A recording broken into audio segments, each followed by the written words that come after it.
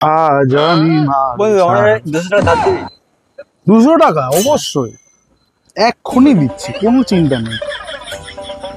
বাদাম খেয়েছিলাম তো সেটার প্যাকেট। দেখ ভাই, আমার কাছে তো ক্যাশ নেই, তুই কার্ডটা রেখে দে।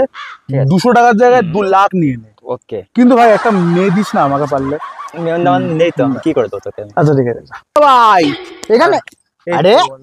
গেঞ্জিটা তো সেরা লাগছে। ভালো লাগছে না? হ্যাঁ আবার চেন আছে টিং টিং টিং টিং টিং টিং। ভাই গেঞ্জিটা দে ভাই, আমি গার্লফ্রেন্ডের সাথে দেখা করে আছি ভাই। গেঞ্জি নিবি? হ্যাঁ ভাই দে ভাই। কোনো চাপ নেই। ও